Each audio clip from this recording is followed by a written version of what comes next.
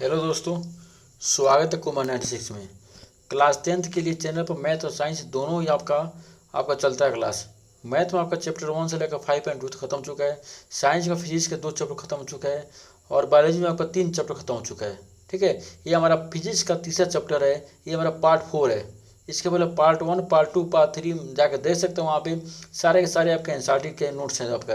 इसके बाद इस चैनल पे आपका जो चैप्टर आपका विद्युत धारा चल रहा है, इसका न्यूमेरिकल कराया जाएगा, जो एग्जाम के दृष्टिकोण से बहुत महत्वपूर्ण है।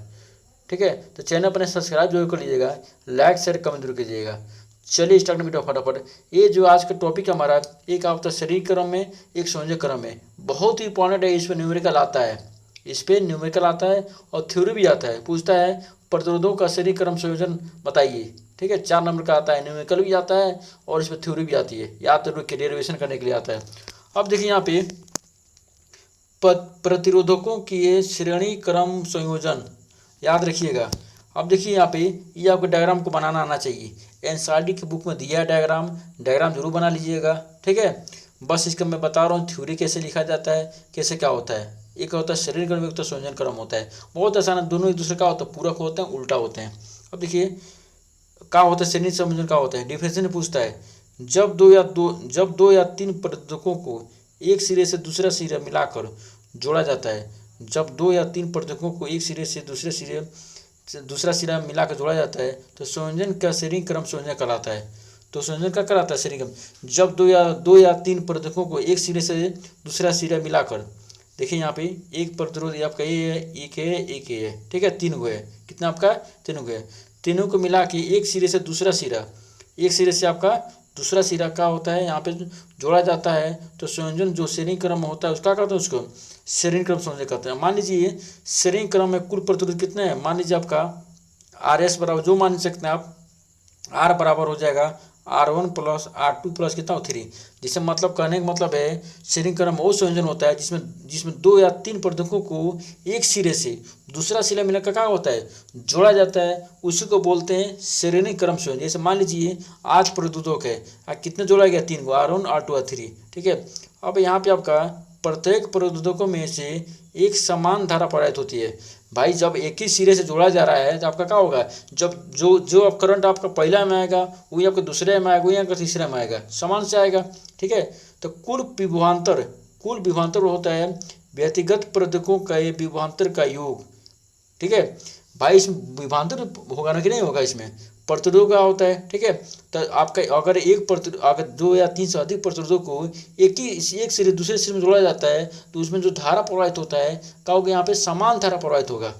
और जो विभवांतर हो जाएगा आपका V बराबर V1 plus V2 plus V3। ठीक है, 3 प्रतिरोध, अब जब आपका 3 प्रतिरोधक है आपका तो 3 विभवांतर होगा।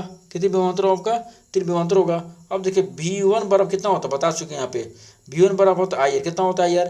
V2 पर कितना होगा IR2 हो जाएगा, और V3 पर कितना R3 हो जाएगा। ठीक है, IR3। तो पूरा जोड़िए आप जोड़ेंगे आपको तो V1 plus V2 plus V3 बराबर IR1 plus IR2 plus R3 हो जाएगा। अब देखिए यहाँ देखिए यहाँ पे जो IR1 है प्लस IR2 है, यहाँ पे IR3 है, तो इसमें कॉमन कितना हो जाएगा आपका, कॉमन हो जाएगा I, तो यहाँ हो जाएगा R1 plus R2 plus R3। ठीक है, कितना हो जाएगा आपका, इतना हो जाएगा आपका। अब यहाँ पे आपका V पर कितना IR कितना होता है, IR होता है। V पर कितना होता है, ये आपका V पर कितना होता है IR, कितना होता है IR। तो V पर आई क्या हो, कैंसिल हो गया। यहाँ बचेगा R बार कितना, R बार हो जाएगा R1 plus R2 plus R3। मतलब हमको हाईएस्ट सिद्ध करना है, हमको यही बताना है हमको कि R बराबर कितना होता है। R बराबर तीनों प्रतिरोधकों को एक या दो से अधिक प्रतिरोधकों को एक सिरे से दूसरे सिरे जोड़ा जाता है तो उसमें कितना आपका प्रतिरोध उत्पन्न होगा। ठीक है, इसको श्रेणी क्रम होता है। तो जिसके जो आपका होगा विभवांतर हो जाएगा आपका, जब 3 गो है आप यहाँ पे तो V बराबर IR, तो I कैंसिल हो जाएगा, R कितना बचेगा, R बराबर हो जाएगा आपका R1 प्लस R2 प्लस कितना होता है, मतलब ये आपका है देखिए V बराबर I हो गया तो I क्या हो, कैंसिल हो जाएगा आपका। तो बचेगा यहाँ पे R बराबर हो जाएगा आपका R बराबर R1 प्लस, इसके जब न्यूमेरिकल कराएंगे ना आपको तो बहुत अच्छे तरह से आपको समझ में आएगा। यहाँ कितना हो जाएगा R3, कितना हो जाएगा आपका R3 हो जाएगा। ठीक है, कितना होगा R3 हो जाएगा। तो जो श्रेणी क्रम में संयोजन होता है, जो उसमें प्रतिरोधक होता है वो कितना होता है, R बराबर R1 प्लस R2 प्लस कितना हो जाएगा R3 हो जाएगा। ठीक है, आई होप समझ रहे होंगे। जितने वीडियो बनाएंगे जाकर वॉच कर सकते हैं भाई, वहाँ पे फिजिक्स का 2 चैप्टर खत्म हो चुका है, तीसरा चैप्टर चल रहा है, ये भी लास्ट चल रहा है आपका। इसके बाद कराची न्यूमेरिकल प्रकाश का लाजवाब थ्योरी बताया गया है, पूरा बेहतरीन बताया गया आपको, जाकर वॉच कर सकते हो वहाँ पे। ठीक है, इसके बाद बायोलॉजी में आपका 3 चैप्टर खत्म हुआ है और आपको केमिस्ट्री भी स्टार्ट किया जाएगा। ठीक है, चैनल पर सब्सक्राइब जरूर करिएगा। और मैथ में आपका चैप्टर 1 से 5 तक बताया गया है, पूरा चैप्टर वाइज क्वेश्चन वाइज बताया जा रहा है, सबके सब एनसीईआरटी है, वही क्वेश्चन बताया जा रहा है, पेपर डिस्ट्रीब्यूशन सबसे महत्वपूर्ण है। ठीक है, अब देखिए यहाँ पे अगला आपका है यहाँ पे पार्श्वक्रम संयोजन। ठीक है, ये आपका कौन सा आपका था यहाँ पे, ये आपका श्रेणीक्रम था। ठीक है, ये कौन सा आपका हो जाएगा पार्श्वक्रम से। अब यहाँ देखिए क्या होता है यहाँ भाई, पार्श्वक्रम में प्रत्येक प्रदूषकों के सिरों पर विभवांतर उपयोग किए गए विभवांतर के बराबर होता है, उसमें आपका ठीक है सेम टू सेम प्रोसेस है, आपका प्रोसेस का सेम टू सेम है, तथा कुल धारा प्रत्येक व्यक्तिगत प्रत्येकों से गुजरने वाला धाराओं के योग के बराबर कुल धारा का मात्रा क्या होता है, विद्युत धारा का आई होता है, आई होता है ना, कैसे लिखते हैं, विद्युत मतलब एम्पियर होता है, लेकिन जो विद्युत धारा का जो संकेत होता है कैसे प्रोसेस करते हैं, आई से करते हैं। तो कुल धारा देखिए आई बराबर I1 प्लस I2 पर कितना I3 हो जाएगा भाई। V बराबर कितना होता है, V बराबर होता है IR, V बराबर का होता है यहाँ पे, V बराबर होता है IR, कितना होता है IR होता है। ठीक है, V बराबर होता है कितना हो जाएगा IR हो जाएगा। ठीक है, अब यहाँ पे आपका अगर करेंगे V1 क्या करेंगे यहाँ पे, अगर V1 करते हैं यहाँ पे देखिए यहाँ पे I बराबर I1 plus I2 plus I3 हो जाएगा। अगर यहाँ से निकालते हैं आपका ठीक है I बराबर कितना हो जाएगा यहाँ पे, I बराबर हो जाएगा यहाँ पे I बराबर हो जाएगा आपका V बराबर कितना होगा R, कितना हो जाएगा R, कितना R हो जाएगा।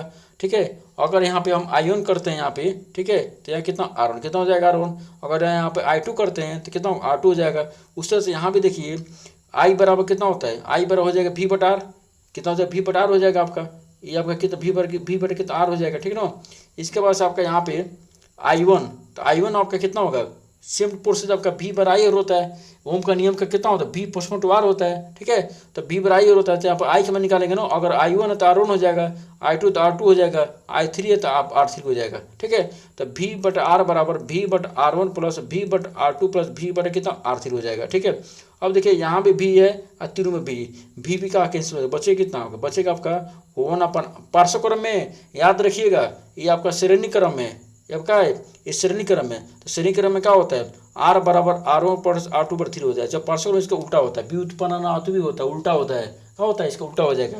तो I बटा R बराबर हो जाएगा 1/R1 plus 1/R2 plus R पर कितना होती है R3 हो जाएगा।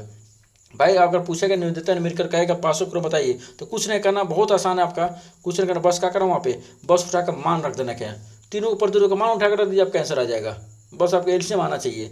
ठीक है, तो एकल पर अब ये हो गया आपका, ये एकल तुल्य प्रदूषकों का व्युत्क्रम होता है। ठीक है, उल्टा होता है, जैसे आपका भाई अगर R जैसे 2 लिखा है, 2 उल्टा कितना होगा 1/2 हो जाएगा, व्युत्क्रम उसका 1/2 होगा ना, वही पार्श्वक्रम में उल्टा होता है, प्रदूषकों के व्युत्क्रमों के योग के बराबर होता है। एक प्रदूषक का जो व्युत्क्रम होता है वो अपने योग के क्या होते हैं बराबर होता है। ठीक है, आई होप समझ रहे होंगे आप, ये हमारा आपका चैप्टर था, या पार्ट 4 है हमारा है। ठीक है, तो ये प्रदूषकों का श्रेणीक्रम संयोजन क्या होता है, अब पार्श्व संयोजन क्या होता है, पेपर में आता है, इसमें न्यूमेरिकल बहुत भरपूर पूछे जाते हैं। इसके हमारे चैनल बने रहिएगा, चैनल पर नए सब्सक्राइब जरूर कर लीजिएगा, कमेंट जरूर कीजिएगा। ठीक है, इस पर जब कराया जाएगा न्यूमेरिकल, इस चैप्टर से ज़्यादा न्यूमेरिकल का चांस होता है। ठीक है, तो पहला चैप्टर दूसरा चैप्टर वॉच कर सकते हैं यहाँ पे, और तीसरा चैप्टर चल रही है हमारा लास्ट चल रहा है। ठीक है, जाकर वॉच कर सकते हो, वहाँ पे सब का सब बेसिक बताया गया है।